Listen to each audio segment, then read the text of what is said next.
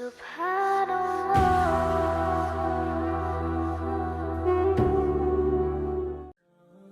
کیا ازواج مطہرات اہل بیت میں داخل ہیں؟ نبی کریم صلی اللہ علیہ وسلم کے اہل بیت میں کون کون داخل ہیں؟ کیا ازواج مطہرات اہل بیت میں داخل ہیں؟ محمد شہزاد ملتان سے دیکھو، انسان کے اہل بیت میں سب سے پہلے اس کی بیوی داخل ہوتی ہے، یعنی اہل بیت، بیت کہتے ہیں گھر کو، اہل میں نے والے، گھر والے، گھر والوں میں تو سب سے پہلے بیوی ہے۔ جس آدمی بیوی کے ساتھ جس شہر میں رہتا ہے نا، وہ اس کا گھر کہلاتا ہے۔ ماں باپ اور اولاد کے ساتھ آپ جس شہر میں رہیں گے وہ آپ کا گھر نہیں کہلائے گا۔ آپ کا گھر شریعت میں وہ ہے جہاں آپ بیوی کے ساتھ رہتے ہیں۔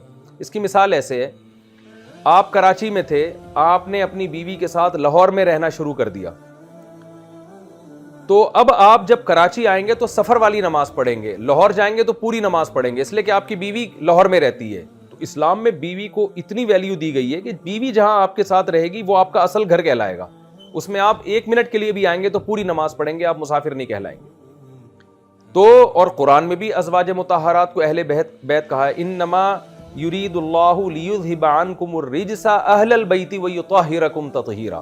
سورہ حجاب میں اللہ نے کیا فرمایا کہ اے نبی کی بیویوں، اللہ ان سے خطاب کر رہا ہے کہ اللہ یہ چاہتا ہے کہ اے اہل بیت، نبی کی زوجات کو اللہ نے کیا کہا؟ اے نبی کے گھر والیوں، اللہ یہ چاہتا ہے کہ تمہیں پاک صاف کر دے بالکل، اور تم سے ہر طرح کی میل کچیل کو اللہ دور کر دے، یعنی روحانی جو بھی گندگی ہے اللہ اس کو تم سے بالکل دور کرنا چاہتا ہے، تمہیں پاک صاف بنانا چاہتا ہے اللہ تعالیٰ۔ تو قرآن میں یہاں بھی اللہ نے اہل بیت، امہات المومنین کو اہل بیت کہا ہے۔ تو اہل بیت کا سب سے پہلا مصداق ہی انسان کی زوجہ ہوتی ہے، اور وہ نبی کی وہ زوجہ جن کو قرآن میں اللہ نے ہماری مائیں کہا ہے، وَأَزْوَاجُهُ أُمَّهَاتُكُمْ، اللہ نے فرمایا نبی کی بیویاں تمہاری مائیں ہیں۔